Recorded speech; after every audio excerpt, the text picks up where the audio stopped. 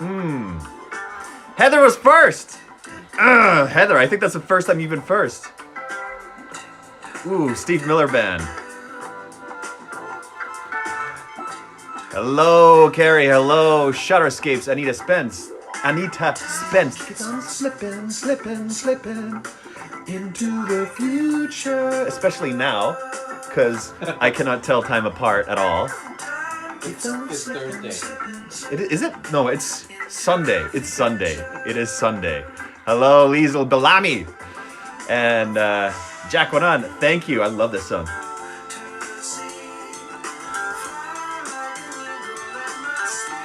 Okay. Could not understand Shoo the Children lyric for the longest time. Thank you, Rebecca Funk. I'm just this is the only time I can put on clothes for people or for myself or whatever. When I'm not like, what should I put on today? I haven't worn this shirt forever. How much more left till we're done with Prisoner? We got a third, I think. Okay, everybody, welcome to Conk's Corner with John Reedsley, aka me, John Voth.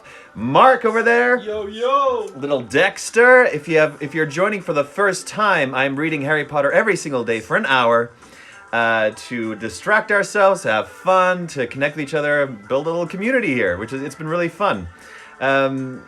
Today we start.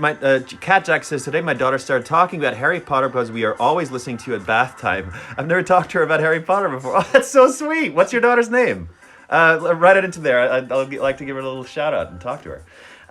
Yes, and I'm doing this because I've never read them before. They're completely new to me. The movies, I've seen 2 of them. I don't remember them very much at all.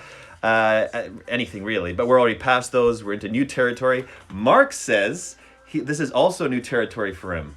Well, it's definitely vague. Vague. I don't really remember much. Vague. He's seen the movies back in the day, but this is where he stopped reading.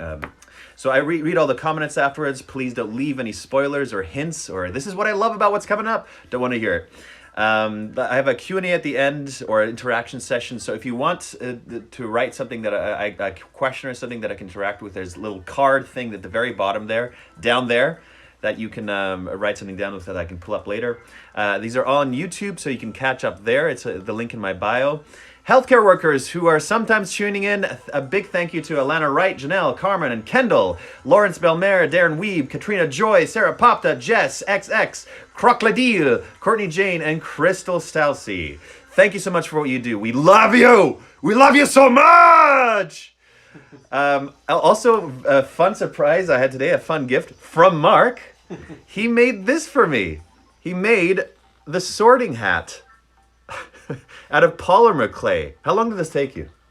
Maybe 45 minutes. 45 minutes. Not very long. Yeah, he looks like at least the sticker I've used on Instagram. He's got the same face shape. So this is awesome. Big thanks to Mark. What a pro.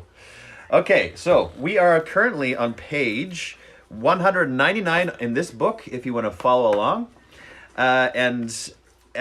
What currently happened is, Sirius Black got in, decided not to slash Ron. Instead, he was like, not gonna kill you, but screw these curtains, and started cutting apart some curtains. But he's in. Somebody, which was Neville Longbottom, left behind all the passwords, the code to get in through Sir Cadogan. So it's gonna get into some intense areas. It's gonna be awesome. Nelson Boschman, hey man. Yeah, curtains. Screw you, curtains. Okay, here we go. Page 100. Oh, I gotta switch the music here. Turn off, and I don't know if it gets into the creepy stuff yet, so I'm just gonna put on the regular background music first, and then we'll get to the creepy stuff. Okay, here we go. Chapter 14, Snape's Grudge. No one in Gryffindor Tower slept that night. They knew that the castle was being searched again, and the whole house stayed awake in the common room, waiting to hear whether Black had been caught. Professor McGonagall came back at dawn to tell them that he had again escaped. Yowza. Everywhere they went next day, they saw signs of tighter security. Professor Flitwick could be seen teaching the front doors to recognize a large picture of Sirius Black. Filch was suddenly bustling up and down the corridors, boarding up everything from tiny cracks in the walls to mouse holes. Like you could sneak through there. Sir Cadogan had been sacked. Oh no! No! Sir Cadogan is sacked. But why? He did his job. It's not his fault. His portrait had been taken back to its lonely landing on the 7th floor. Ah! And the fat lady was back. She had been expertly restored, but was still extremely nervous, and had only agreed to return to her job on condition that she was given extra protection. A bunch of surly security trolls had been hired to guard her. They paced the corridor in a menacing group, talking in grunts and comparing the size of their clubs. Mine's bigger. No, mine's bigger. Harry couldn't help noticing that the statue of the one-eyed witch on the 3rd floor remained unguarded and unblocked. It seemed that Fred and George had been right in thinking that they, and now Harry, Ron, and Hermione, were the only ones who knew about the hidden passageway within it. Do you reckon we should tell someone? Harry asked Ron. We know he's not coming in through Honeydukes, said Ron dismissively. We'd have heard if the shop had been broken into. Harry was glad Ron took this view. If the one-eyed witch was boarded up too, he would never be able to go into Hogsmeade again. Ron had become an instant celebrity. For the first time in his life, people were paying more attention to him than to Harry. And why? And it was clear that Ron was rather enjoying the experience. Oh, I guess the story of it. He's the one who almost got killed! Though still severely shaken by the night's events, he was happy to tell anyone who asked what had happened with a wealth of detail. I was asleep and I heard this ripping noise and I thought it was my dream, you know. But then there was this draught. I woke up and one side of the hangings on my bed had been pulled down. I rolled over and I saw him standing over me like a skeleton with loads of filthy hair, holding this great long knife, must have been 12 inches. And he looked at me and I looked at him. And then I yelled, and he scarpered. Never even heard of that word before. Why, though? Ron added to Harry, as the group of second-year girls who had been listening to his chilling tale departed. Why did he scarper? Harry had been wondering the same thing. Why had Black, having got the wrong bed, not silenced Ron and proceeded to Harry? Black had proved 12 years ago that he didn't mind murdering innocent people, and this time he had been facing 5 unarmed boys, 4 of whom were asleep. He must have known he'd have a job getting back out of the castle once you'd yelled and woken people up, said Harry thoughtfully. He'd have had to kill the whole house to get back through the portrait hole. Then he would have met the teachers. Neville was in total disgrace. Professor McGonagall was so furious with him, she had banned him from all future Hogsmeade's visits. Oh, poor guy! Given him a detention and forbidden anyone to give him the password into the tower. Poor Neville was forced to wait outside the common room every night for somebody to let him in, while the security trolls leered unpleasantly at him. Wait, what are these trolls supposed to do? They're in a painting too. None of these punishments, however, came close to matching the one his grandmother had in store for him. 2 days after Black's break-in, she sent Neville the very worst thing a Hogwarts student could receive over breakfast: a howler. The school's owl swooped into the great hall, carrying the post as usual, and Neville choked as a huge barn owl landed in front of him, a scarlet envelope clutched in its beak. Harry and Ron, who were sitting opposite him, recognized the letter as a howler at once. What was that again, a howler? It's the letter that talks. Oh, yeah. Ron sent him one. Yeah, just like for no reason, it talks to you. Well, it's like the person's voice, right? Right, I guess it's supposed to embarrass you that you're getting reprimanded in front of everybody. Yeah, it's very loud. Okay, yeah. Ron had got one from his mother the year before. Run for it, Neville, Ron advised. Neville didn't need telling twice. He seized the envelope and, holding it before him like a bomb, sprinted out of the hall, while the Slytherin table exploded with laughter at the sight of him. They heard the howler go off in the entrance hall. Neville's grandmother's voice, magically magnified to 100 times its usual volume, shrieking about how he had brought shame on the whole family. Harry was too busy feeling sorry for Neville to notice immediately that he had a letter too. Hedwig had got his attention by nipping him sharply on the wrist.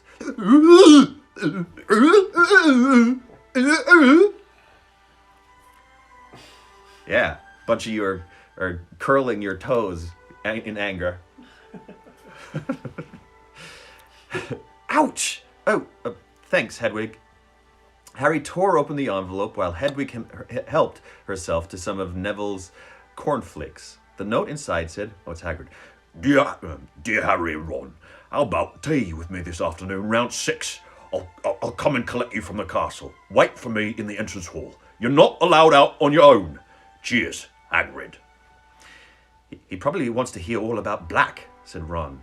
So, at 6 o'clock that afternoon, hey, buddy, he's doing this weird thing. I don't know why. He just started to go underneath the table and lie there on the most uncomfortable spot on the ground. He keeps doing it. I don't understand. Like, there he goes again. Who knows? Maybe he won't like being on camera anymore. Yeah, it's like a den. Maybe I should build a den around here so that he hangs. Maybe that's a good idea. Where was I? So at 6 o'clock that afternoon, Harry and Ron left Gryffindor Tower, passed the security trolls at a run, and headed down to the entrance hall. Hagrid was already waiting for them. All right, Hagrid, said Ron. Suppose you want to hear about Saturday night, do you? I've already heard about. Gosh, did I lose Hagrid? I've already heard all about it, said Hagrid, opening the front doors and leading them outside. Oh, said Ron, looking slightly put out.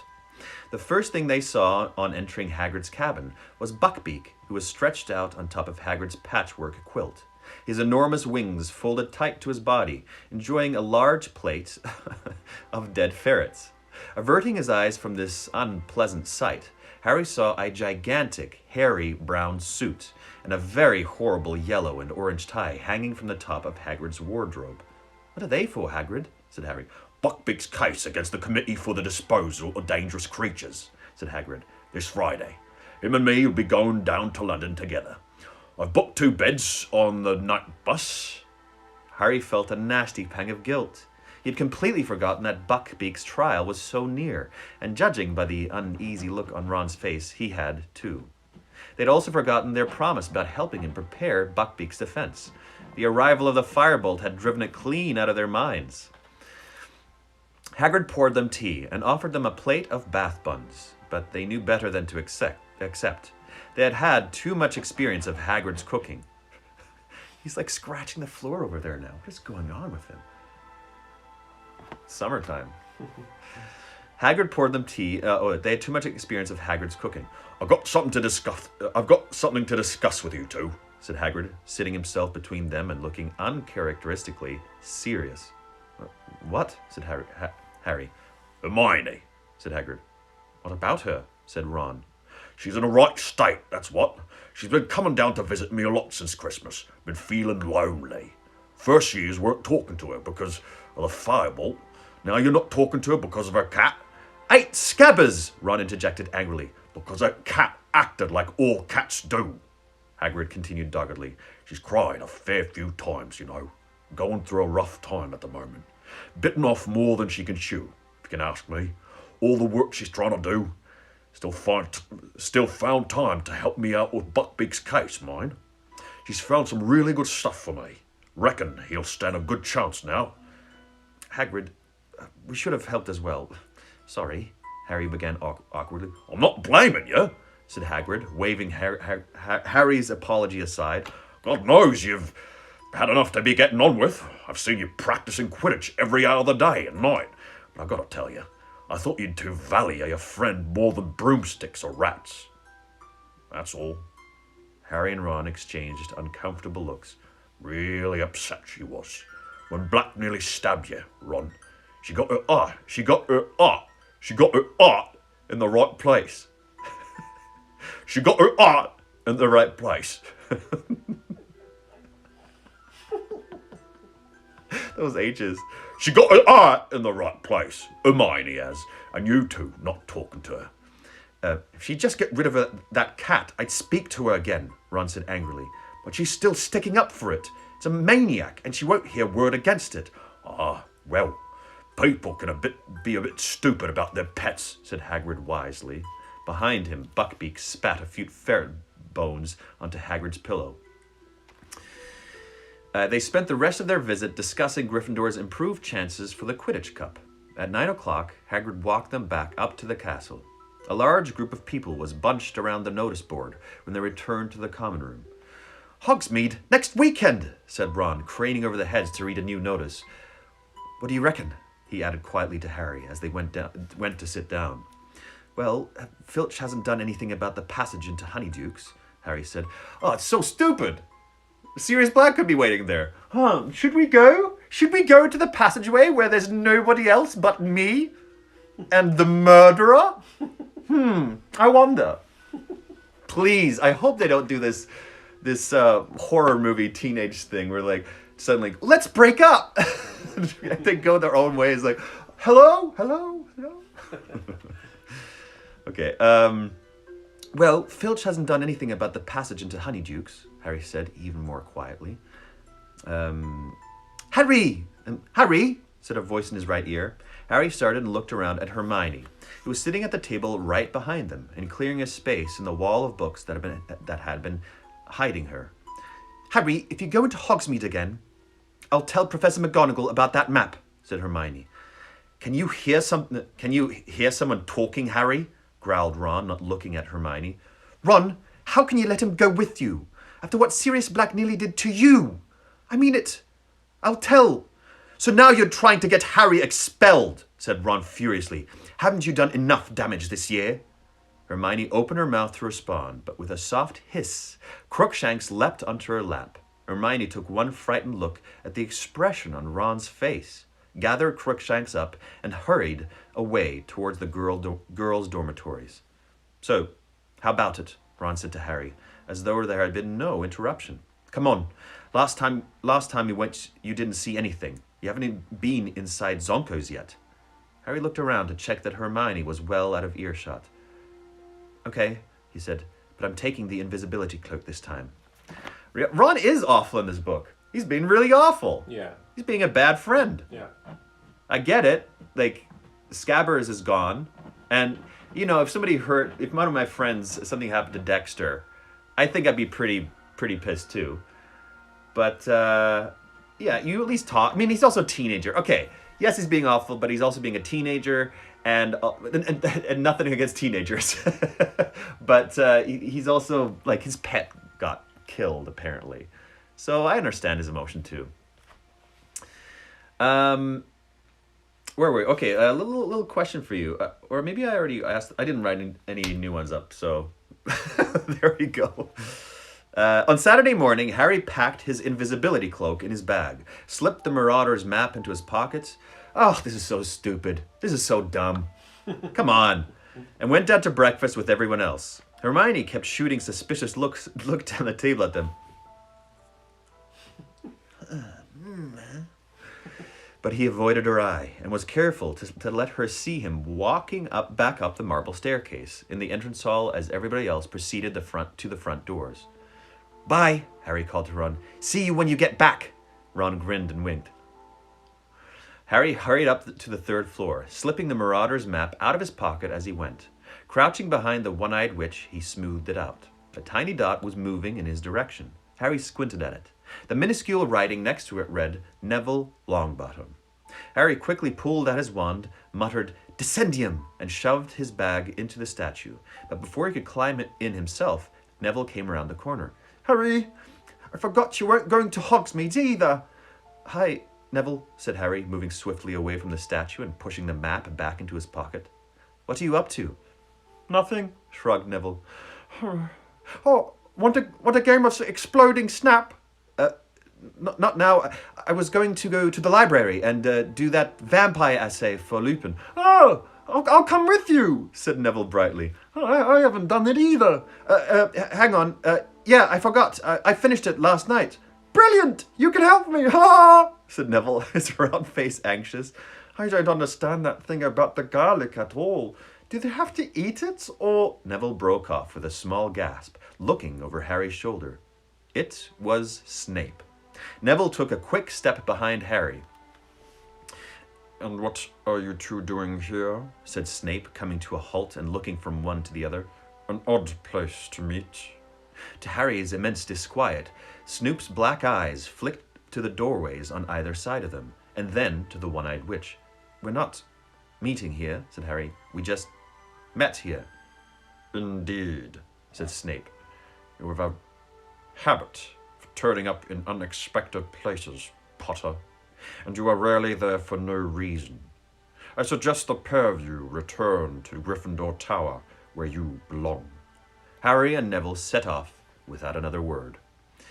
As they turned the corner, Harry looked back. Snape was running one of his hands over the one-eyed witch's head, examining it closely. I'll see you later. Hello again, my dear.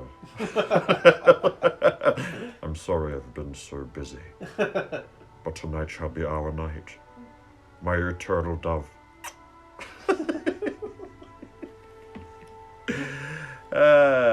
Harry managed to shake Neville off at the fat lady by telling him the password, then pretending he'd left his vampire essay in the library and doubling back.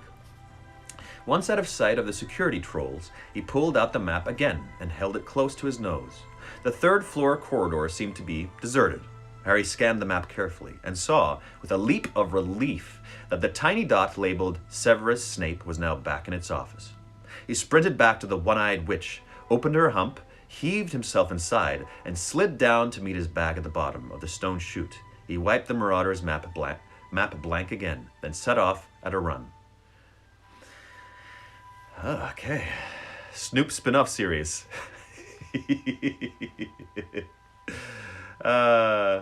Harry, completely hidden beneath the invisibility cloak, emerged into the sunlight. Oh, nothing happened.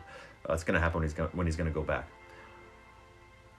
Emerged into the sunlight outside Honeyduke's and prodded Ron in the back. It's me, he mattered. What kept you? Ron hissed. Snape was hanging around. They set off up the high street. Where are you? Ron kept muttering out of the corner of his mouth. Are you still here? This feels weird. They went to the post office. Ron pretended to be checking the price of an owl to bill in Egypt so that Harry could have a good look around. Oh. The owl sat hooting softly down at him.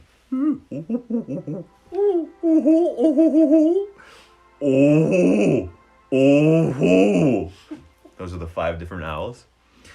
The owls sat hooting softly down at him, at least 300 of them. Oh my gosh, that's so many. From great greys right to tiny little scop owls, local deliveries only, which were so small they could have sat in the palm of Harry's hand. Then they visited... none of these owls have fully developed yet. Then they visited Zonko's, which was so packed with students, Harry had to exercise great care not to tread on anyone and cause a panic. There were jokes and tricks to fulfill even Fred and George's wildest dreams. Harry gave Ron whispered orders and passed him some gold from under the cloak. They left Zonko's with their money bags considerably lighter than they had been on entering, but their pockets bulging with dung bombs, hiccup sweets, frog spawn soap, and a nose-biting teacup apiece. The day was... Had a little burp come out. The day was fine and breezy. I've never, officially met an owl. I've seen an owl, but we haven't shaken wings. So that has not happened, Allison. The day was fine and breezy, and neither of them felt like staying indoors, so they walked past the 3 broomsticks and climbed a slope to visit the Shrieking Shack, the most haunted dwelling in Britain. It stood a little way above the rest of the village, and even in daylight was slightly creepy, with its boarded windows and dank, overgrown garden. Like, is that dank in an awesome sense? And that garden's dank, dude. That garden's so overgrown. Dank. Even the Hogwarts ghosts avoid it, said Ron, as they leaned on the fence, looking up at it. I asked Nearly Headless Nick. He says he's heard a very rough crowd live here. No one can get in. Fred and George tried, obviously, but all the entrances are sealed shut. Wow. Harry, feeling hot from their climb, was just considering taking off the cloak for a few minutes when they heard voices nearby. Dank Conk. Yes. Yes. Dank Conk's corner. Ugh. Someone was climbing towards the house from the other side of the hill. Moments later, Malfoy had appeared, followed closely by Crabbe and Goyle. Malfoy was speaking. Should have an owl from father at any time now. He had to go to the hearing to tell him all about my arm, about how I couldn't use it for 3 months. Crabbe and Goyle sniggered. Okay, a snigger is something different. When they're the sniggers, something like that. I really wish I could hear that great hairy moron trying to defend himself. There's no arm in imp, honest. That hippogriff's as good as dead. Malfoy suddenly caught sight of Ron. His pale face split in a malevolent grin. What are you doing, Weasley? Malfoy looked up at the crumbling house behind Ron.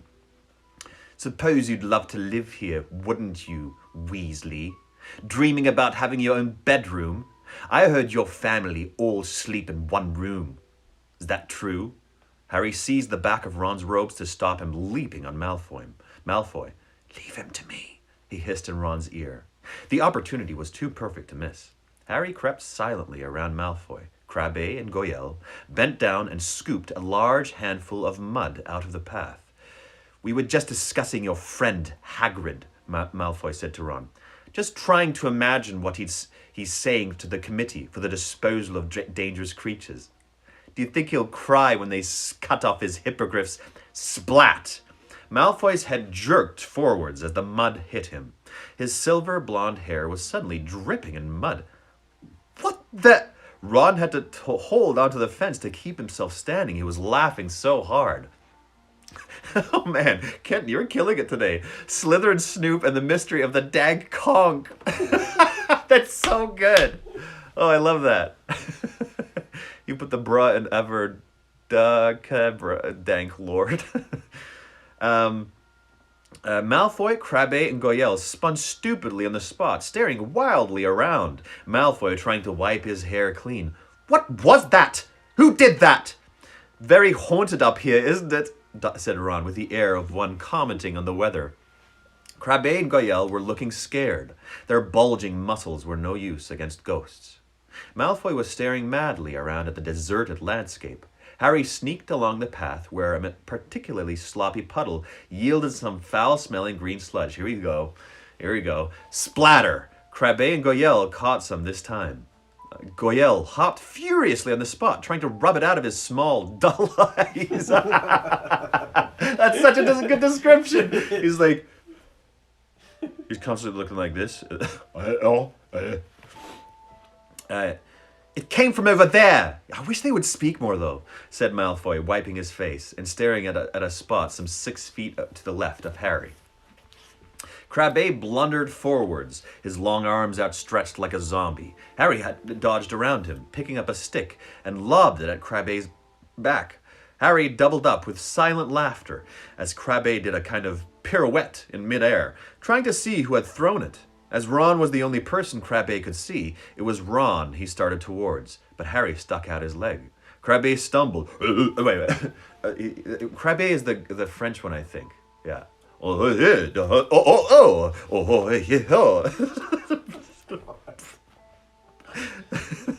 And his huge, flat foot caught the hem of Harry's coat.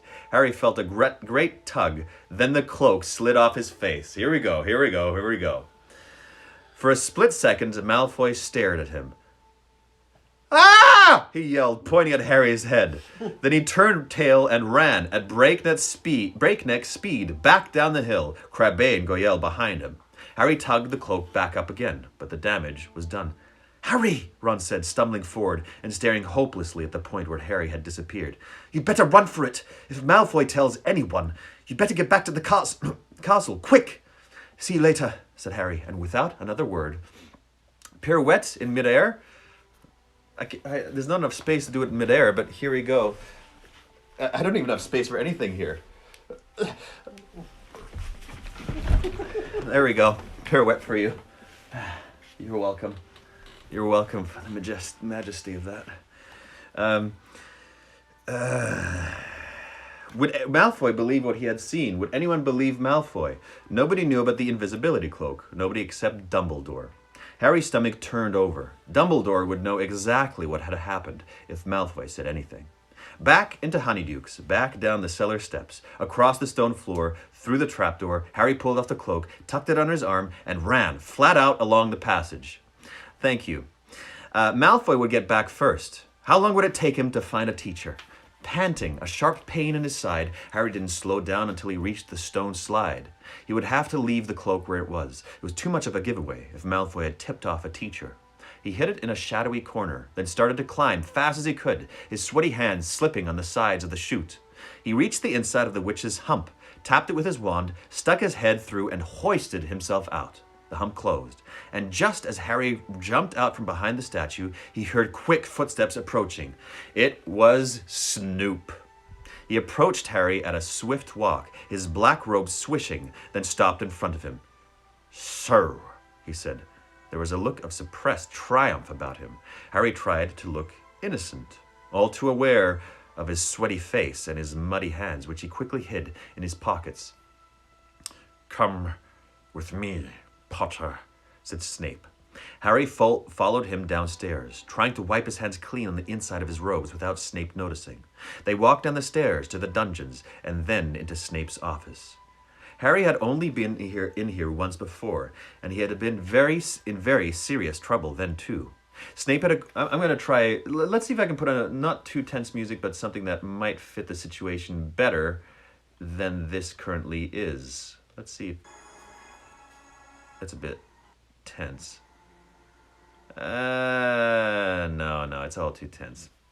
No, let's keep going. Snape had acquired a few more horrible, slimy things in jars since last time, all standing on shelves behind his desk, glinting in the firelight and adding to the threatening atmosphere. "Shit," said Snape. Harry sat. Snape, however, remained standing. "Mr. Malfoy has just been to see me with a strange story, Potter," said Snape. Harry didn't say anything.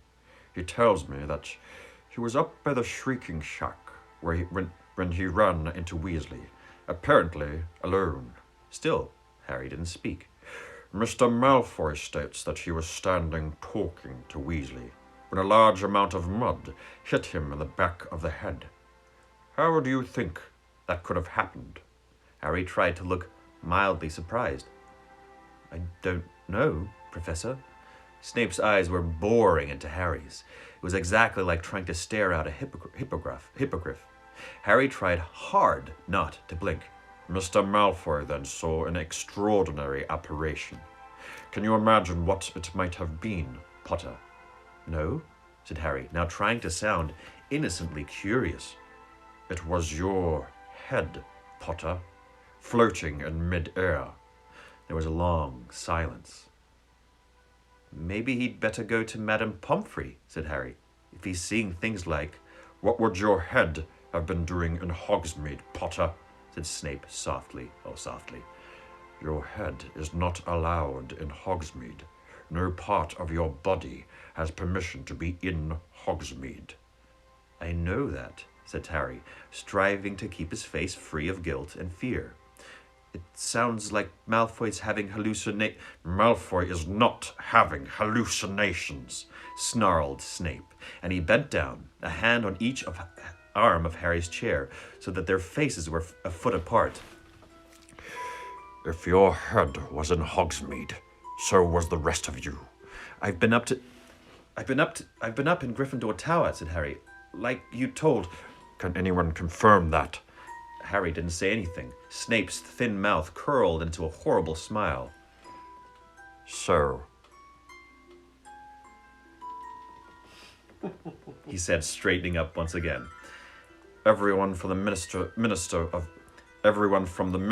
for Magic downwards has been trying to keep famous Potter safe from Sirius Black, but famous Harry Potter is a law unto himself. Let the ordinary people worry about his safety. famous Harry Potter goes where he wants to, with no thought for the consequences. Harry stayed silent. Snape was trying to provoke him into telling the truth. He wasn't going to do it.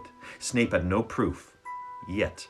How extraordinarily like your father you are, Potter, Snape said suddenly, his eyes glinting. He, too, was exceedingly arrogant. A small amount of talent on the Quidditch pitch made him think he was a cut above the rest of us, too, strutting around with the place with his friends and admirers. The resemblance between you is uncanny. My dad didn't strut, said Harry, before he could stop himself. And nor do I. Your father didn't set much store by rules either.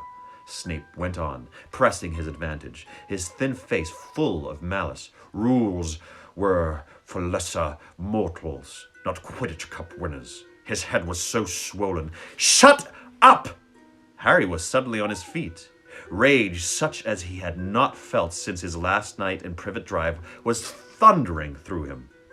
He didn't care that Snape's face had gone rigid, the black eyes flashing dangerously.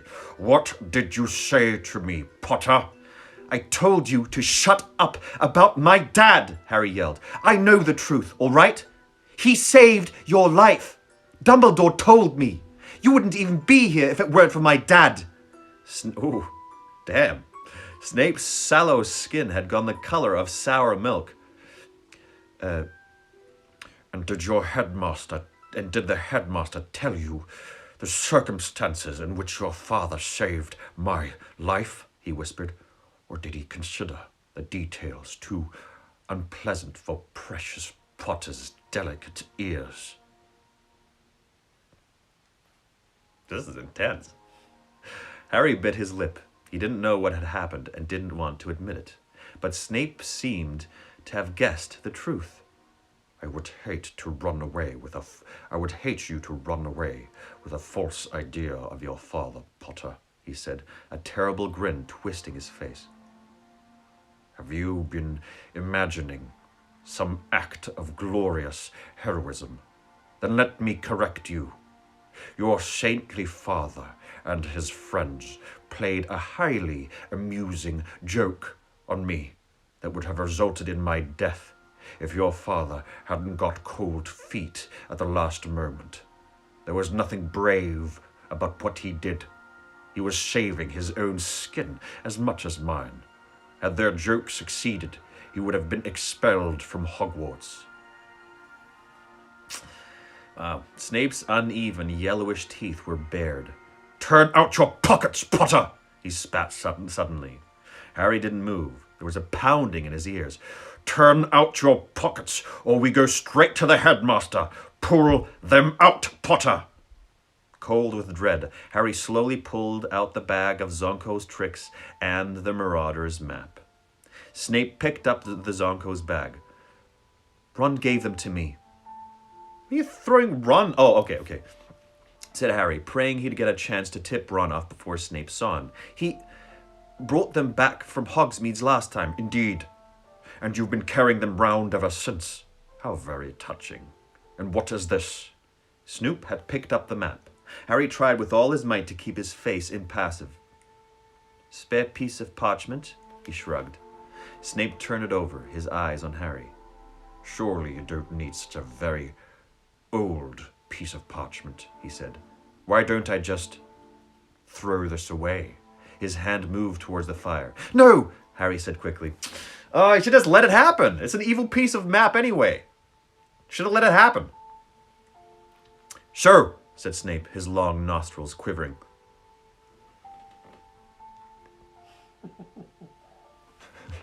Is this another treasured gift from Mr. Weasley, or is it something else? A letter, perhaps, written in invisible ink, or instructions to get into Hogsmeade without passing the Dementors. Harry blinked. Snape's eyes gleamed. What is his deal? He just I guess, no, it makes sense. He hates Harry because his father nearly killed him. And then his father and this kid are still heroes, even though maybe his dad was a real douche to Snape. That makes sense if you had a grudge from this. Yeah, Snape is a little hurt boy. Yeah, it makes sense, I guess. Still a douche, but he's got reason now. Where are we? Okay. Harry blinked. Snape's eyes gleamed. Oh, let me see. Let me see. He muttered, taking out his wand and smoothing the map out on his desk. Reveal your secret, he said, touching the wand to the parchment. Nothing happened. Harry clenched his hands to stop them shaking. Show yourself, Snape said, tapping the map sharply. It stayed blank. Harry was taking deep, calming breaths.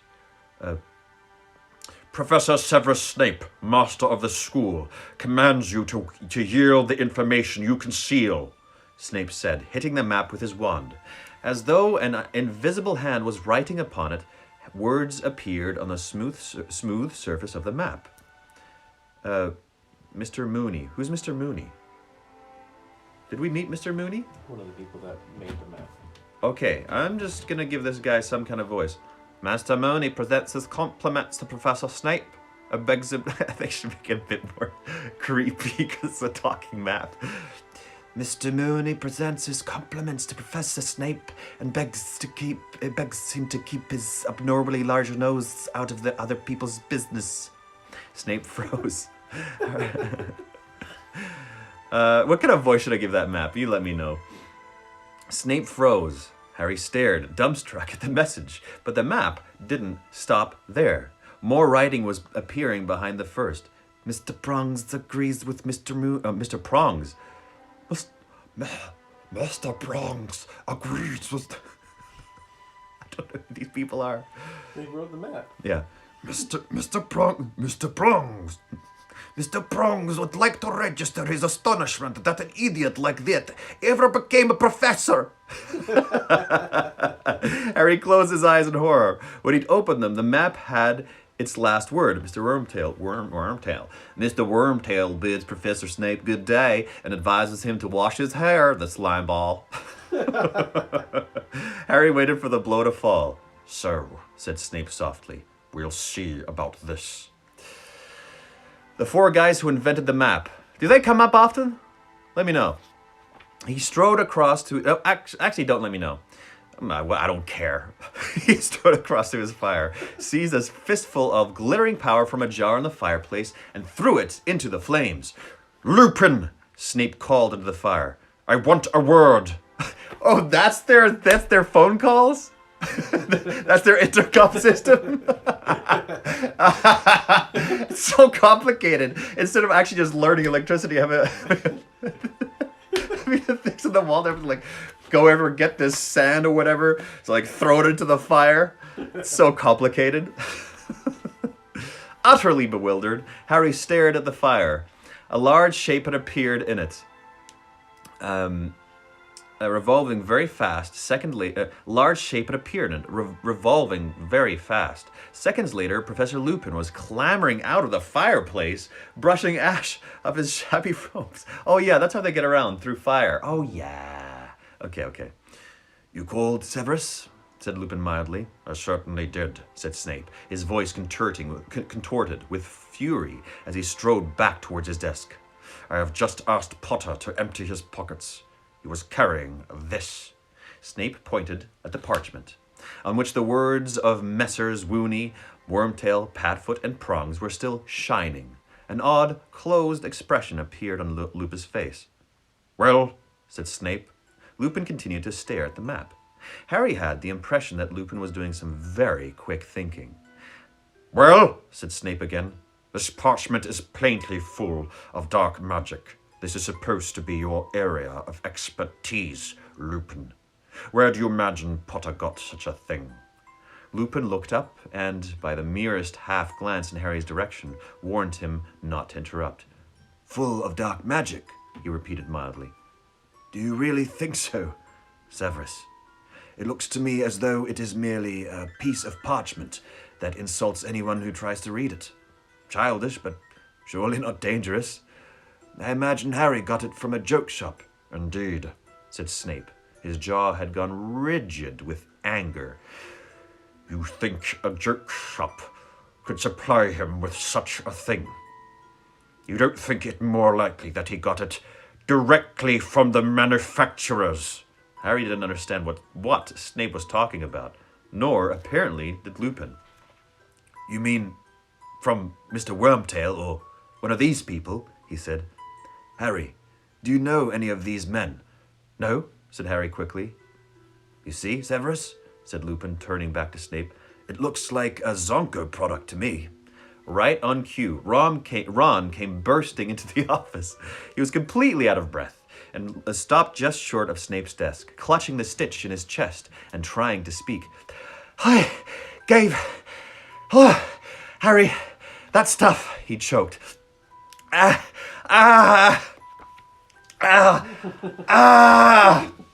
moment. Oh, now I'm lightheaded. I'm actually lightheaded right now. Oh, gosh. So much huffing and puffing, I got lightheaded. Okay. Brought it in Zonko's ages ago. Well, said Lupin, clapping his hands together and looking around cheerfully. that seems to clear that up. Severus, I'll take this back, shall I? He folded the map and tucked it inside his robes. Harry, Ron, come with me. I need a word about my vampire essay. Excuse us, Severus.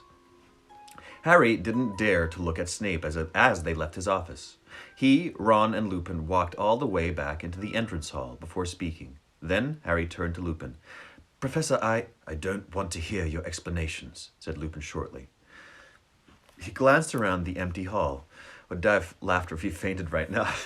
I would too, probably. He glanced around the empty entrance hall and lowered his voice. I happen to know that this map was confiscated by Mr. Filch many years ago. Yes, I know it's a map, he said, as Harry and Ron looked amazed. Oh? I don't want to know how it fell into your possession. I am, however, astounded that you didn't hand it in, particularly after what happened the last time a student left information about the castle lying around. And I can't let you have it back, Harry. Harry had expected that, and was too keen for explanations to protest. Why did Snape think I got it from the manufacturers? Because... Lupin hesitated. Because these map makers would have wanted to lure you out of school. They'd think it extremely entertaining. Did you know them? Said Harry, impressed. We've met, he said shortly. He was looking at Harry more seriously than ever before. Don't expect me to cover up for you again, Harry. I cannot make you take Sirius Black seriously. Come on. She knows what she's doing, writing that. But I would have thought that what you have heard when the Dementors draw near you would have had more of an effect on you. Your parents gave their lives to keep you alive, Harry. A poor way to repay them. Gambling their sacrifice for a bag of magic tricks. He walked away. That is a diss and a half. I'm a disappointed in you diss. He walked away, leaving Harry feeling worse by far than he had at any point in Snape's office. Yeah, because he cares about what Lupin thinks.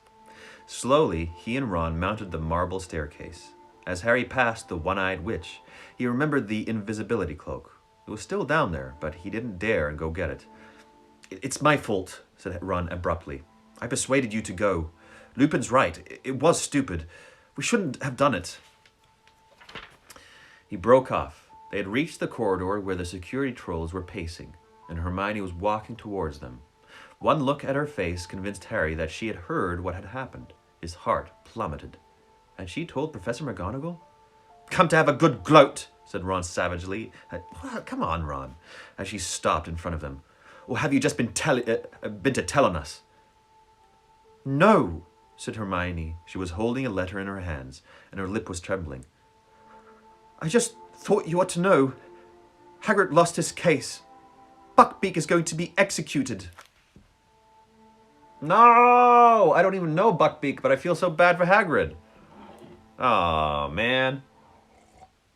I've got 10 minutes to go, but I don't want to start a new chapter, so we're going to end it here. I'm kidding. April's 19th. In your face. You didn't expect that, right? Got you. You're all so dumb. You're all so dumb. April 19th. In your face. Chapter 15. The Quidditch Final. He sent me this, Hermione said, holding out the letter. Harry took it. The parchment was damp, and an enormous teardrops had smudged the ink so badly in places that it was very difficult to read. Oh no, Hagrid. He's just sitting there writing the letter going, and everything falling down. Dear Hermione, we lost. I'm allowed to bring him back to Hogwarts. Execution date to be fixed. Beaky has enjoyed London. I won't forget all the help you gave us, Hagrid. Oh, poor guy. Beaky has enjoyed London. Oh, man. Oh, poor Hagrid. Beaky has enjoyed London. What a line. They can't do this, said Harry. They can't. Buckbeak isn't dangerous. Malfoy's dad frightened the committee into it, said Hermione, wiping her eyes. There are many tears in this series. You know what he's like. They're a bunch of doddery old fools, and they were scared. There'll be an appeal, though. There always is. Only I can't see any hope. Nothing will have changed. Yeah, it will, said Ron fiercely. You won't have to do all the work alone this time, Hermione. I'll help. Oh, Ron! Hermione flung her arms around Ron's neck and broke down completely. Ron, looking quite terrified, patted her awkwardly on the top of his head. Finally, Hermione drew away. Ron, I'm really, really sorry about Scabbers, she sobbed. Oh, well, he was old, said Ron, looking thoroughly relieved that she had let go of him. And he was a bit useless. You never know. Mum and Dad might get me an owl now. How about this? There was a question or two. You know what? Oh, man. I'm going to go long today. I'm having fun today. I mean, I'm having fun every day, but I'm having a lot of fun today. So we're going to go long. Actually, I'm going to log out now, and then you log right back in. Okay? Because it ends this after an hour. I have to log in and out, and I'll do all that jazz. Okay? Question cards? Oh, the question cards. I'll quickly do that before. What are Dexter's favorite toys and chewies? Favorite chewies are pig's ears. Pig's ears that are dried. He loves these weird and gross things. His favorite toy is a regular stick or a box of bouncy balls I have for him. That's just like maybe a third full. I've got a whole bunch of bouncy balls for him. What other questions? What are your thoughts on James? Who's James? Which James? Harry's dad. Oh, I think he's. Oh, I think James. You know, Harry has this perfect image of him, and he's probably a good guy, but he probably has his glaring faults too that Harry doesn't know yet. That's what I think. How do you think Lupin knew it was a map? Because he's met those four guys before. No, he knew that it said in the book that he knew that it had been confiscated in a year prior. Oh, because he used it. He was friends with James. James and him have used it before. That's how he knows it. Yeah. Okay. One last question before I switch over. Okay? Oh, gosh, there's too much. Save the questions for later. I need to log out of this, okay? What are your favorite colors? Blue and anything neon from the 80s. Are you reading all the books? I am. I am indeed. Whose hand is in the box? Whose hand? What's in the box? Okay, I'm logging out. I'm going to log right back in. Okay, do it with me. Here we go. Dexter. He's still down there. Little Dex is still down there. Hey, buddy. Must be cooler or something down there. It's getting warmer, so it's probably a cool spot down there. Lois is first this time. Ah, yes, she is. Ah, yes, she is. Hannah Banana! That's Spence. So I'm going to wait a little second here until everybody's on. Because for some reason, it notifies people at different times depending on your connection. Something like that. So sometimes it takes longer.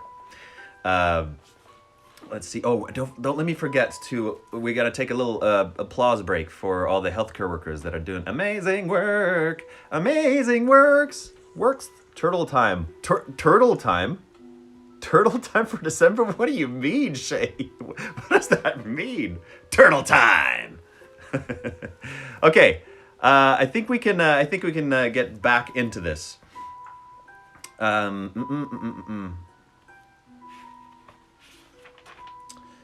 okay, this is a new section. Here we go. The safety measures imposed on the students since Black's second break-in made it impossible for Harry, Ron, and Hermione to go and visit Hagrid in the evenings. Their only chance of talking to him was during Care of Magical Creatures lessons. He seemed numb with shock at the verdict. It's all my fault. I got all tongue-tied. They were all sitting there in black robes, and I kept dropping me notes and forgetting all them dates you looked up for me, Hermione. And then Lucius Malfoy stood up and said his bit, and the committee just did exactly what he told them. There's still the appeal, said Ron fiercely. Don't give up yet. We're working on it. They were walking back up to the castle with the rest of the class. Ahead, they could see Malfoy, who was walking with Crabbe and Goyle, and kept looking back, laughing derisively. It's no good, Ron, said Hagrid sadly as they reached the castle steps. That committee's in Lucius Malfoy's pocket. I'm just gonna make sure the rest of Biggie's time is the happiest he's ever had. I own that.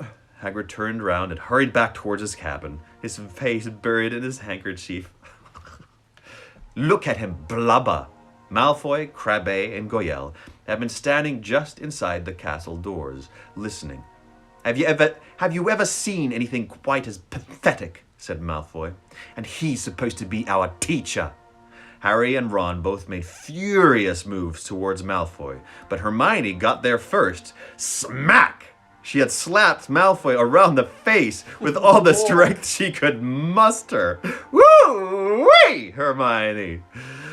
Malfoy staggered. Harry, Ron, Crabbe, and Goyle stood flabbergasted as Hermione raised her hand again.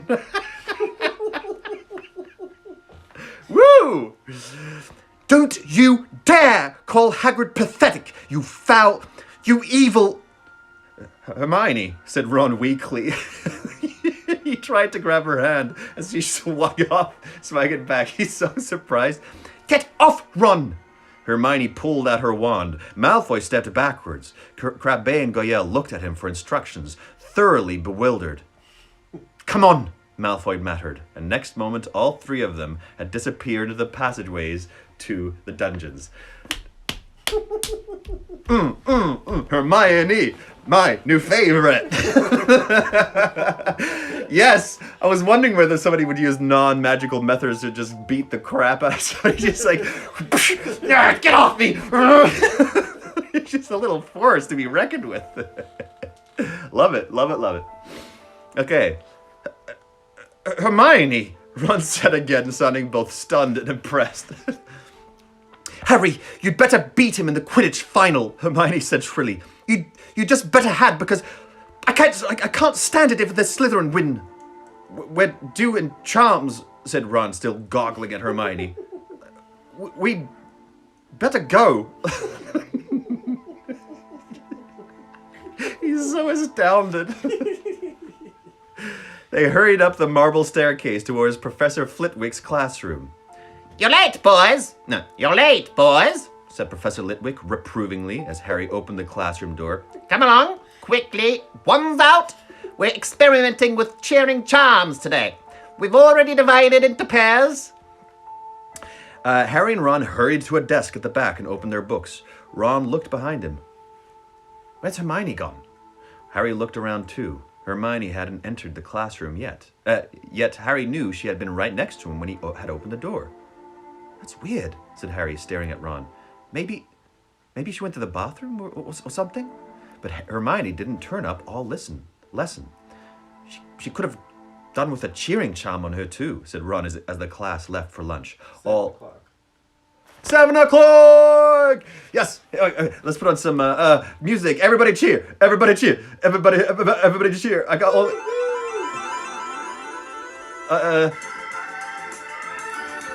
You rock, healthcare workers!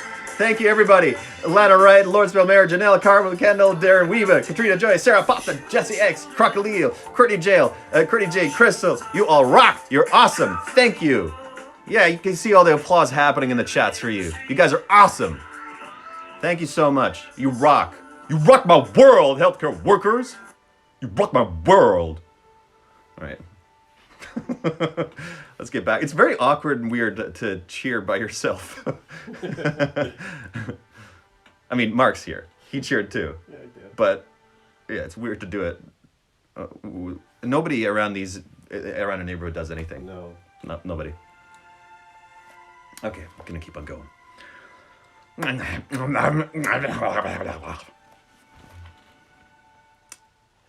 Hermione wasn't at lunch either. By the time toilet time! By the time they had finished their apple pie, the after effects of the cheering charms were wearing off, and Harry and Ron had started to get slightly worried. You don't think Malfoy did something to her? Ron said anxiously as they hurried upstairs towards Gryffindor Tower. They passed the security trolls. Oh no, what if it was Sirius Black that nabbed her? It was probably Sirius Black, that's my call. Don't tell me if I'm right or not. They passed the security trolls, gave the fat lady the password, flibbity-gibbet, and scrambled through the portrait hole into the common room. Hermione was sitting at a table. Oh, okay. I'm completely wrong. Sorry. Hermione was sitting at a table, fast asleep, her head resting on an open arithmancy book. They went to sit down either side of her. Harry prodded her awake. What? Said Hermione, waking with a start and staring wildly around. Is it time to go? Which lesson have we got now? Divination, but it's not for another 20 minutes, said Harry. Hermione, why didn't you come to Charms? What? Oh no! Hermione squeaked. I forgot to go to Charms! But how could you forget, said Harry. You were with us till we were right outside the classroom. I don't believe it, Hermione wailed. Was Professor Flitwick angry? Oh, it was Malfoy. I was thinking about him and I lost track of things. You know what, Hermione? Said Ron, looking down at the enormous arithmancy book Hermione had been using as a pillow. I reckon you're cracking up. You're trying to do too much. No, I'm not, said Hermione, brushing her hair out of her eyes and staring hopelessly around for her bag. I just made a mistake, that's all. I'd better go and see Professor Flitwick and say sorry. I'll see you in divination. Hermione joined them at the foot of the ladder to Professor Trelawney's class 20 minutes later, looking extremely harassed. I can't believe I missed cheering charms, and I bet they come up in our exams. Professor Flitwick hinted they might. Together they climbed the ladder into the dim, stifling tower room. Glowing on every little table was a crystal ball full of pearly white mist. Harry, Ron, and Hermione sat down together at the same rickety table. I thought we weren't starting crystal balls until next term, Ron muttered, casting a weary eye around for Professor Trelawney, in case she was lurking nearby. Don't complain. This means we've finished palmistry, Harry muttered back. I was getting sick of her flinching every time she looked at my hands. Good day to you, said the familiar misty voice. Oh, I like her so much, and I hate her so much. Oh, hopefully she speaks a lot, said the familiar misty voice. And Professor Trelawney I don't know, she makes me laugh so much. Professor Trelawney made her usual dramatic entrance out of the shadows. Parvati and Lavender quivered with excitement, their faces lit by the milky glow of their crystal ball. I have decided to introduce the crystal ball a little earlier than I had planned, said Professor Trelawney, seating herself with her back to the fire and gazing around. The fates have informed me that your examination in June will concern the orb, and I am anxious to give you sufficient practice. Hermione snorted. Well, who's saying this? Well, honestly, the fates have informed her. Who sets the exam? She does. What an amazing prediction, she said, not troubling to keep her voice low.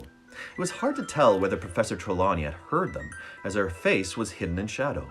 She continued, however, as though she had not. Crystal gazing is a particularly refined art, she said dreamily.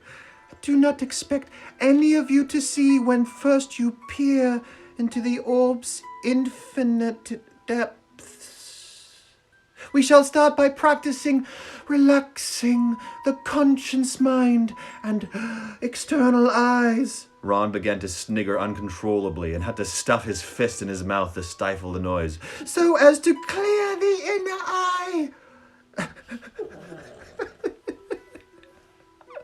With her, I just have to follow my impulses. Because she just does whatever she wants. And the superconscious. Perhaps, if we are lucky, some of you will see before the end of class.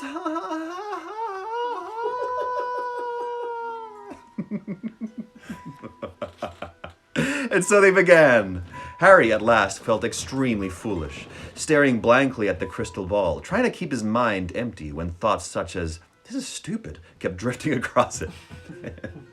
It's just like when you're trying to meditate for the first couple of times, you're like, this is so dumb. I can't think about this argument I had. It didn't help that Ron kept breaking into silent giggles and Hermione kept tutting. "Seen anything yet?" Harry asked them. And after a quarter of an hour's quiet crystal gazing, "Yeah, there's a burn on this table," said Ron, pointing. "Someone spilled their candle." "This is such a waste of time," Hermione hissed. "I could be practicing something useful. I could be catching up on cheering charms." Professor Trelawney rustled past. "Would anyone like me to help them interpret the shadowy potence within the orb?" she muttered over the clinking of her bangles. "I don't need help," Ron whispered. "It's obvious what this means. There's going to be loads of fog tonight." Both Harry and Hermione burst out laughing. "No, really?" said Professor Trelawney as everyone's heads turned in their direction. Parvati? That's how you pronounce it. And Lavender looking scandalized. "You are disturbed. You are disturbing the You are disturbing the clairvoyant vibrations!" She approached their table and peered into their crystal ball. Harry felt his heart sinking. He was sure he knew what was coming. "There is something here," Professor Trelawney whispered, lowering her face to the ball. So that it was reflected twice in her huge glasses. "Something moving. But what is it?" Harry was prepared to bet everything he owned, including his firebolt, that it wasn't good news, whatever it was. And sure enough, "My dear," Professor Trelawney breathed, gazing up at Harry. "It is here, plainer than ever before, my dear, stalking towards you, growing ever closer. For goodness sake," said Hermione loudly. "Not that ridiculous Grim again." Yeah, Hermione, she's just kicking ass and taking names. Professor Trelawney raised her enormous eyes to Hermione's face. Parvati whispered something to Lavender, and they both glared at Hermione too. Professor Trelawney stood up, surveying Hermione with an unmistakable anger. Oh, here comes some anger. "I am sorry to say that from the moment you have arrived in this class, my dear,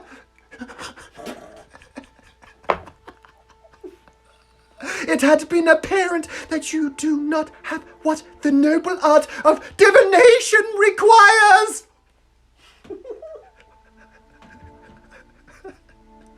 "Indeed, I don't remember ever meeting a student whose mind was so hopelessly mundane."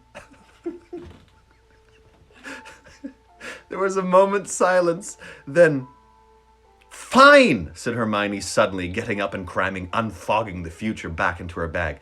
"Fine," she repeated, swinging the bag over her shoulder and almost knocking Ron off his chair. "I give up. I'm leaving." Oh, this is great. I love this. This is the best. And to the whole class's amazement, Hermione strode over to the trapdoor, kicked it open, and climbed down the ladder out of sight. It took a few minutes for the class to settle down again. Professor Trelawney seemed to have forgotten all about the Grim. She turned abruptly from Harry and Ron's table, breathing rather heavily as she tugged her gauzy shawl more closely to her. "Ooh! It's what's written, I'm sorry," said Lavender suddenly, making everyone start. Oh, it's Lavender. I'm sorry. I think... Yeah, oh, yeah, there we go. Ooh, said Lavender suddenly, making a sound. Ooh, Professor Trelawney, I've just remembered. You sort of leaving, didn't you? Didn't you, Professor?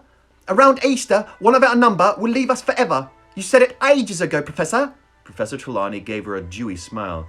Yes, my dear, I did indeed know that Miss Granger would be leaving us. One hopes, however, that one might have mistaken the signs. The inner eye can be a burden, you know. Lavender and Parvati looked deeply impressed and moved over so that Professor Trelawney could join the table instead. How much have we got to go here? Oh, wow. Okay. Some day Hermione's having, eh? Ron muttered to Harry, looking awed. Yeah. Harry glanced into the crystal ball, but saw nothing but swirling white mist. Had Professor Trelawney really seen the Grim again? Would he? The last thing he needed was another near-fatal accident, with the Quidditch finally drawing ever nearer. Little pause break. I am going to finish this. Oh, gosh, no, I don't know. How much pages? 10 more pages. That means we're going to go for another half an hour from here. I don't know. That's a bit long. Question to you. We're going to end there, but question to some of you. If I go longer, I know some of you are on your breaks and doing this for an hour. If I go longer, does that mean you can't tune in anymore? I know it's great for some people love it, but I'm asking about those people where it doesn't work out great that I go longer. I want to know about you and how many of you there are. Okay, let's see. So that was so much fun. That was a really fun chapter. Trelawney killing it again. I'm thinking Hermione is getting up there in one of my favorite characters with Dumbledore and Hagrid. I think so. The Paccinis are all right with it. Love it longer. I can YouTube when I make it and catch up. Okay, that's true. Okay, I'm going to answer some questions first, and then I'll make a decision if I go longer, okay? Let's see. How does Harry Potter compare to other young reader fiction you've read? Lewis, Tolkien, anything else? Okay, I've read I grew up on the Narnia books, right? So those were really great when I was a kid, and now recently I did a play with Rebecca. I don't know if you're listening, but it was a two-hander where Rebecca and we played all the characters, and so we had to read through it again. And it was such a great read-through. He writes a bit differently because he has a lot of like almost like the alchemist, you know, like certain life lessons or thing he's saying, right? Which happens in this book too with Dumbledore.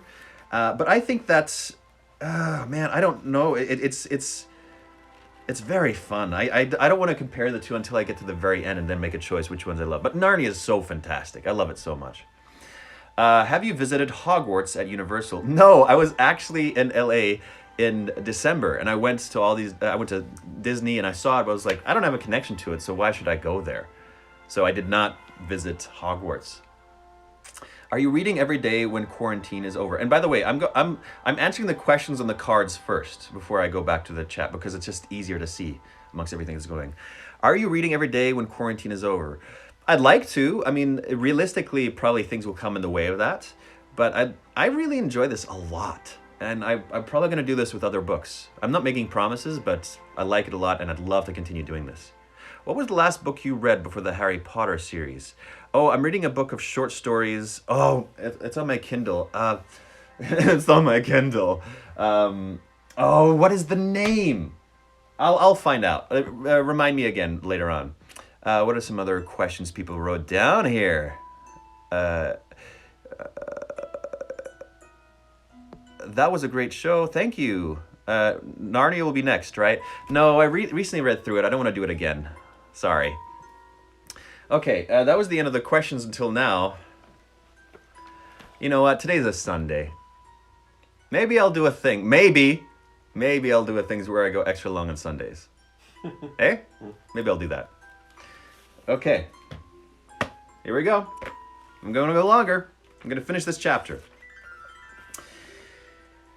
The Easter holidays were not exactly relaxing. The third years had never had so much homework. Neville Longbottom seemed close to a nervous collapse, and he wasn't the only one. Call this a holiday, Seamus Finnegan roared. I'm sorry, that was pretty stereotypical. Call this a holiday, Seamus Finnegan roared at the common room one afternoon. The exams are ages away. What are they playing at? But nobody had as much to do as Hermione. Even without divination, she was taking more subjects than anybody else. She was usually last to leave the common room at night, first to arrive at the library next morning. She had shadows like lupins under her eyes, and seemed constantly close to tears. Oh. Ron had taken over responsibility for Buckbeak's appeal. When he wasn't doing his own work, he was poring over enormously thick volumes with names like The Handbook of Hippogriff Psychology and Foul or Foul, a study of hippogriff brutality. He was so absorbed, he even forgot to be horrible to Crookshanks. Harry, meanwhile, had to fit in his homework around Quidditch practice every day. Not to mention endless discussions of tactics with Wood. The Gryffindor-Slytherin match would take place on the first Saturday after the Easter holidays. Slytherin were leading the tournament by exactly 200 points. This meant, as Wood constantly reminded his team, that they needed to win the match by more than that amount to win the cup. It also meant that the burden of winning fell largely on Harry, because capturing the snitch was worth 150 points. So you must only catch it if we're more than 50 points up, Wood told Harry constantly. Only if we're more than 50 points up, Harry. Or we win the match but lose the cup.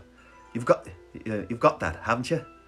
You must only catch the snitch if we're... I know! Oliver! Harry yelled. The whole of Gryffindor's house was obsessed with the coming match.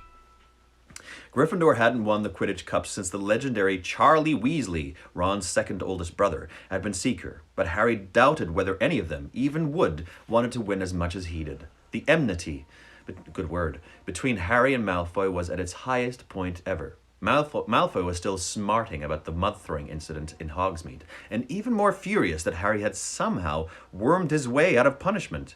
Harry hadn't forgotten Malfoy's attempt to sabotage him in the match against Ravenclaw.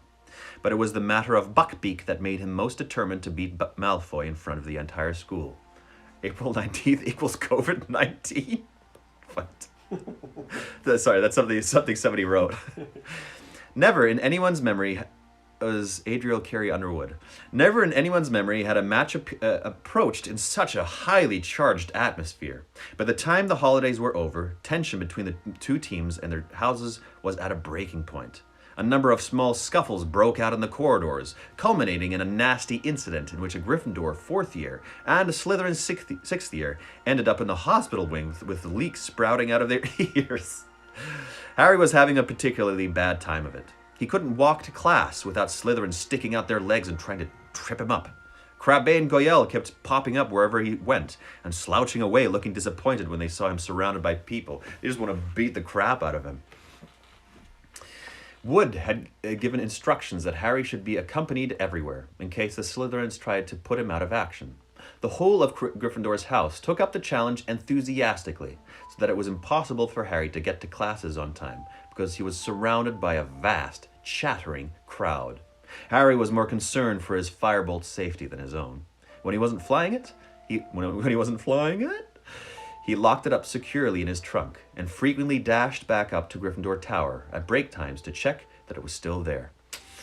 Oh, he might have to fly on his crappy broom. All usual pursuits were abandoned in the Gryffindor common room the night before the match. Even Hermione had put down her books. I can't work. I can't concentrate, she said nervously. There was a great deal of noise. Fred and George Weasley were dealing with the pressure by being louder and more exuberant than ever. Oliver Wood was crouched over a model of a Quidditch pitch in the corner, prodding little figures across it with his wand and muttering to himself. Angelina, Alicia, and Katie were laughing at Fred and George's jokes. Harry was sitting with Ron and Hermione, removed from the center of things, trying not to think about the next day, because every time he did, he had the horrible sensation that something very large was fighting to get out of his stomach. Oh, just anticipuke.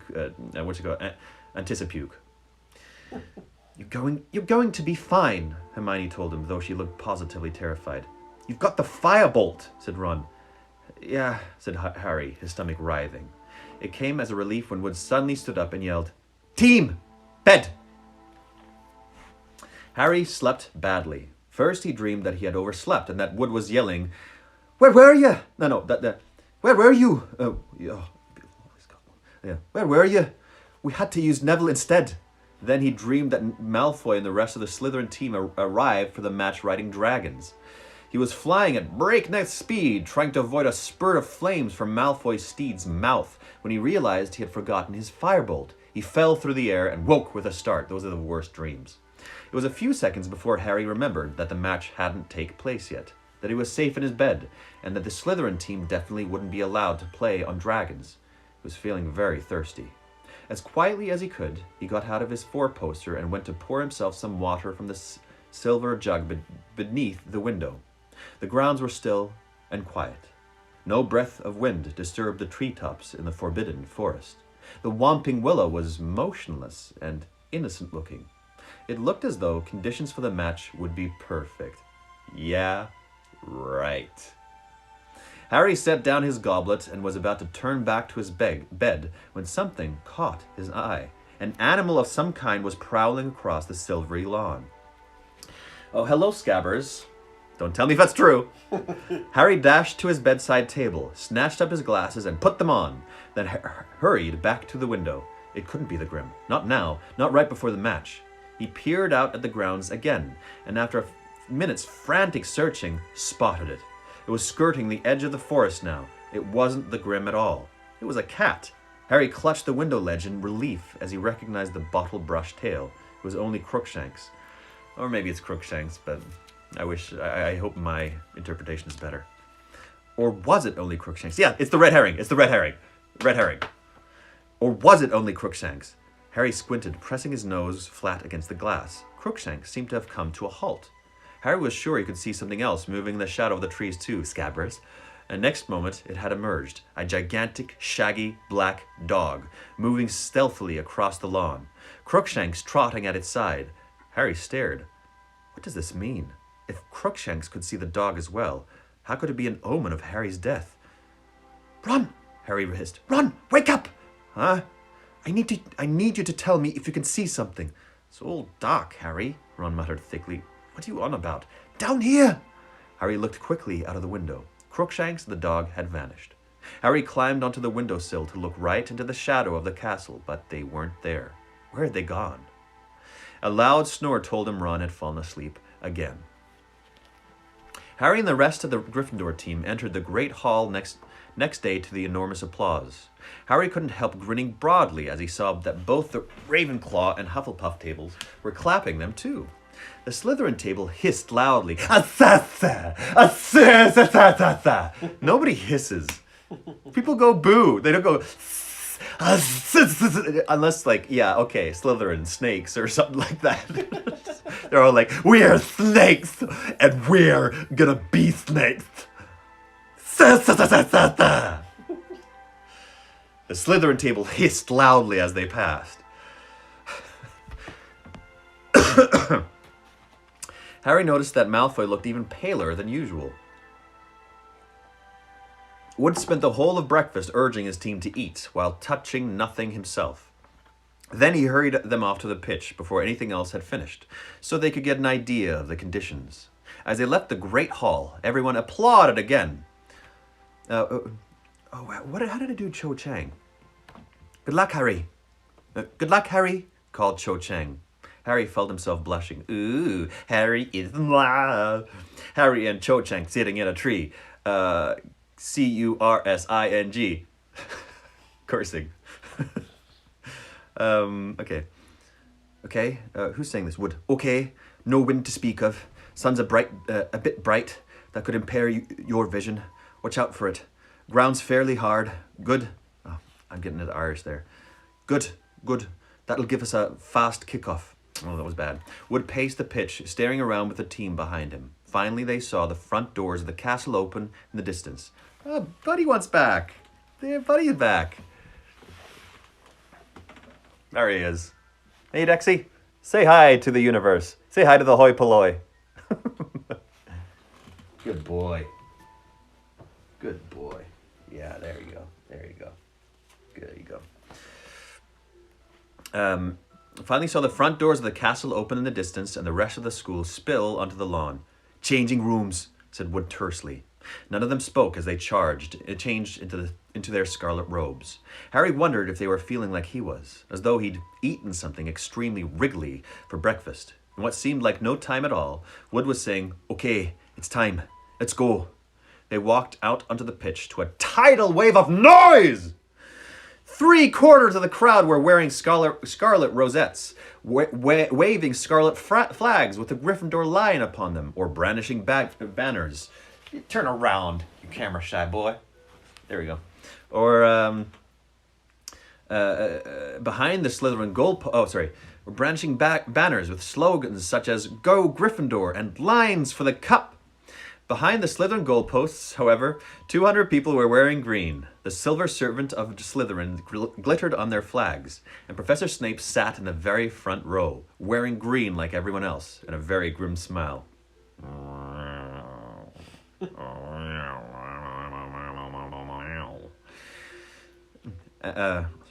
And here are the Gryffindors, yelled Lee Jordan, who was acting as commentator.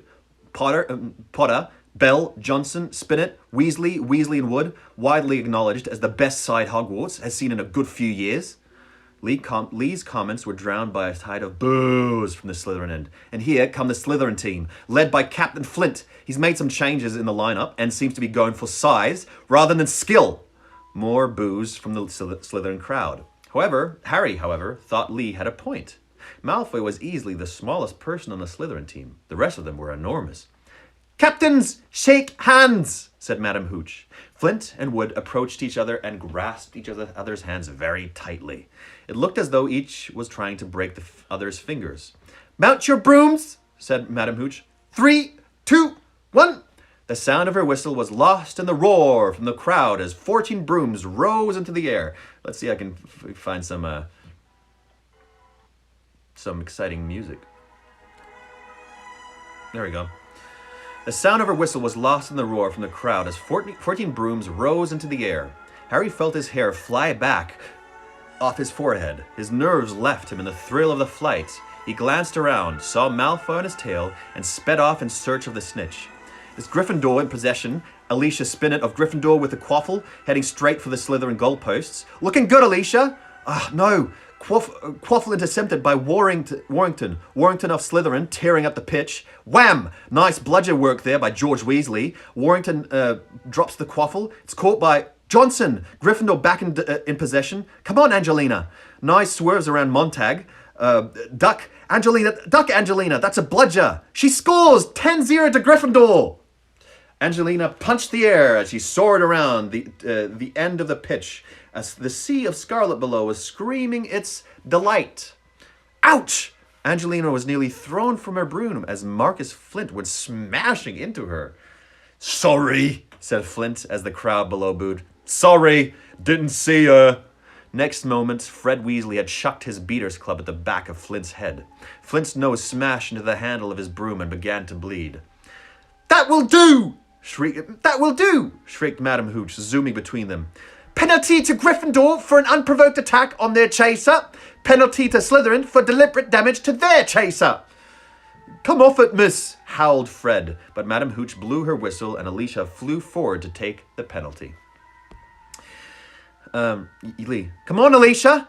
Come on, Alicia!" yelled Lee into the silence that had descended on the crowd. "Yes, she's beaten the keeper. 20-0 to Gryffindor." Harry turned the firebolt sharply to match Flint, still bleeding freely. Watch Flint, still bleeding freely, fly forwards to take the Slytherin penalty. Wood was hovering in front of the Gryffindor goalposts, his jaw clenched.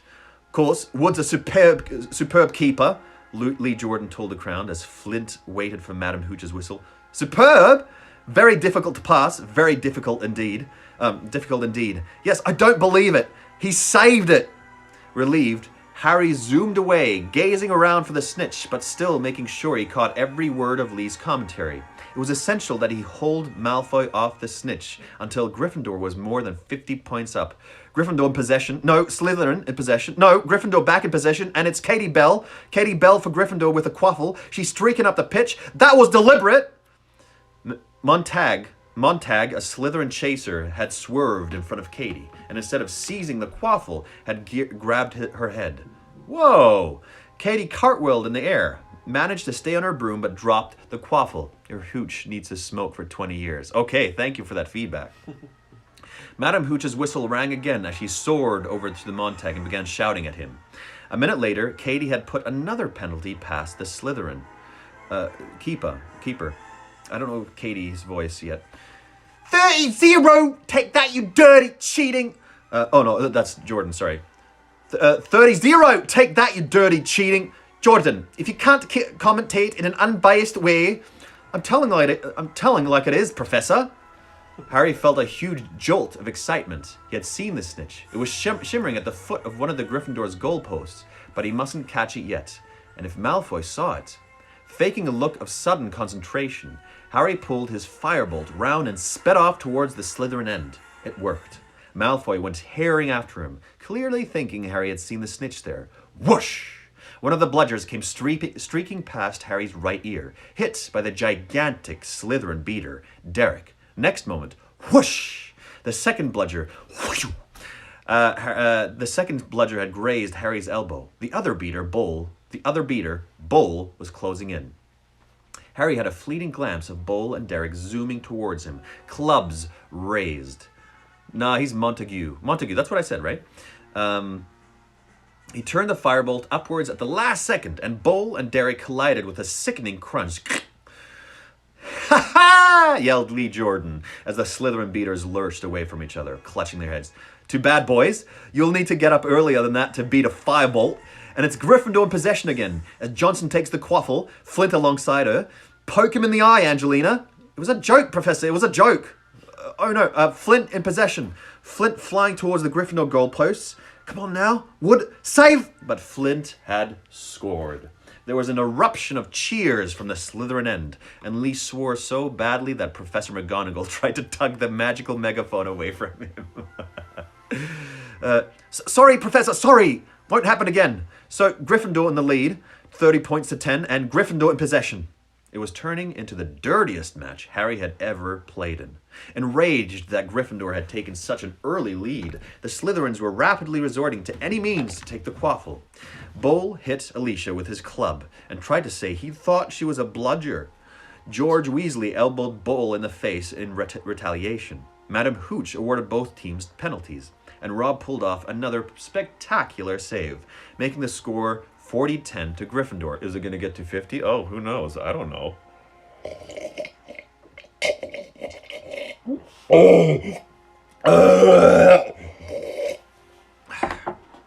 The snitch had disappeared again. Malfoy was still keeping close to Harry as he soared over the match, looking around for it. Once Gryffindor were 50 points ahead. Katie scored. 50-10. Fred and George Weasley were swooping around her, clubs raised, in case any of the Slytherins were thinking of revenge. Bull and Derek took advantage of Fred and George's absence to aim both bludgers at Wood. They caught him in the stomach, one after the other, and he rolled over in the air, clutching his broom, completely winded.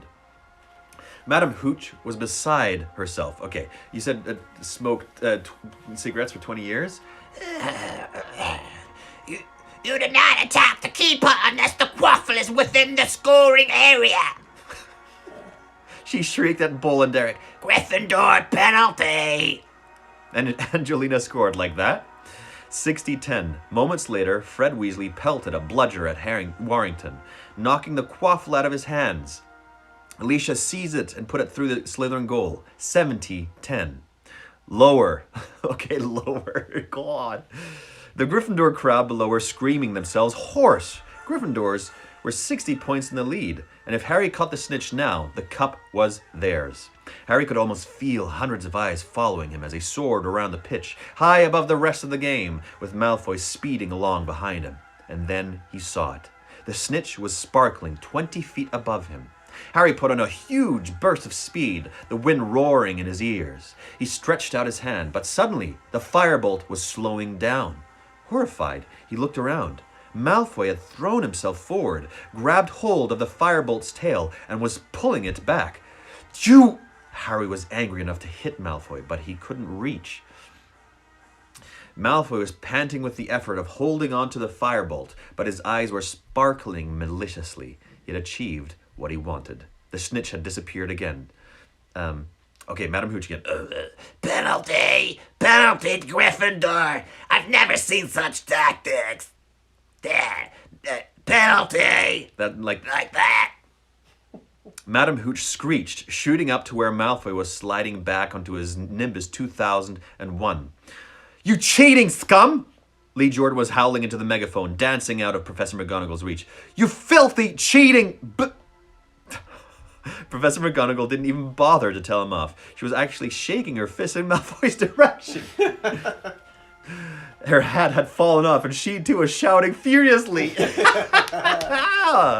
Love her. Not like that? Well, you said deeper and smoky voice. What do you want? Yeah, cafeteria dominatrix. What does that mean? Give me something else. That means nothing to me. That's like still a cafeteria. Yeah. Okay, she has... Yeah, let me give you some other descriptions of her. Alicia took Gryffindor's penalty, but she was so angry she missed by several feet. The Gryffindor team was losing. Concentration and the Slytherins, delighted by Malfoy's foul on Harry, were being spurred on to greater heights.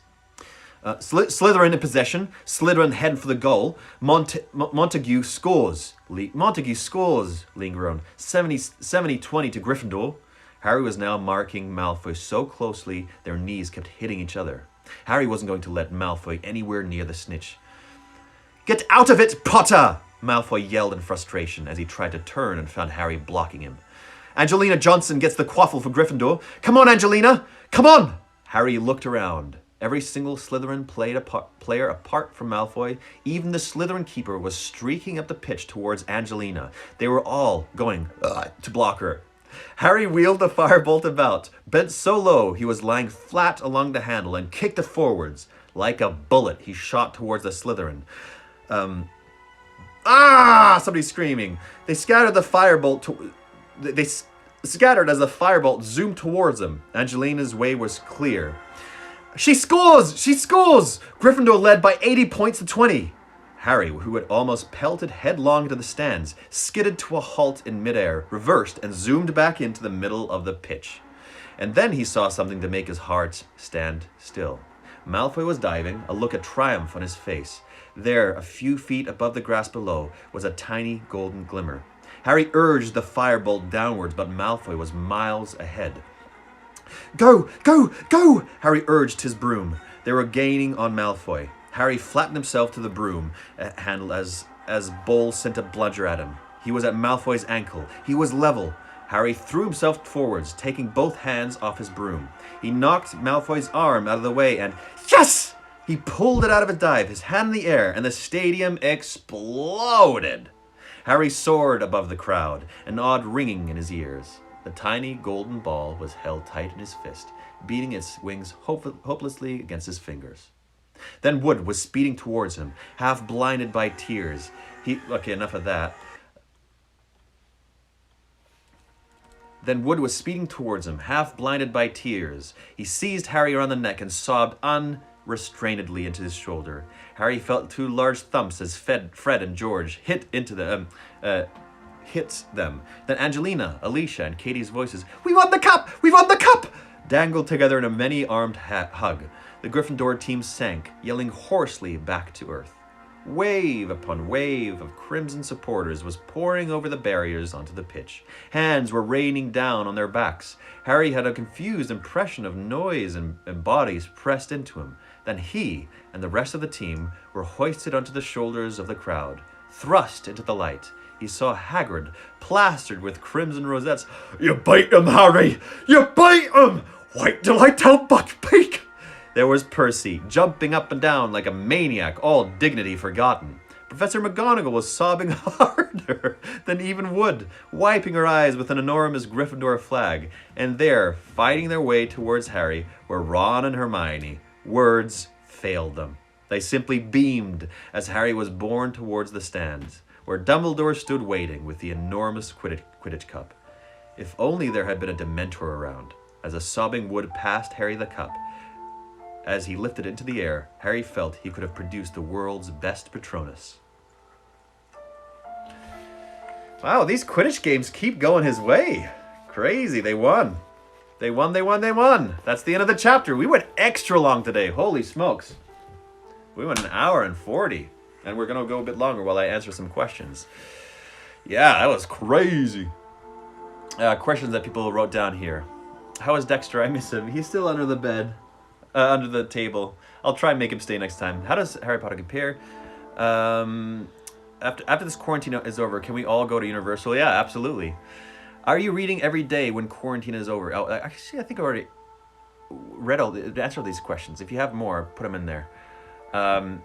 Except, like the last time you almost died. It was awesome. Thank you. That was a lot of fun. I just felt like I had to go along today. I was having a lot of fun. Maybe I'll make it a Sunday tradition, but only maybe. I don't know. I want to be considerate of the short amount of time I have. Two new questions here.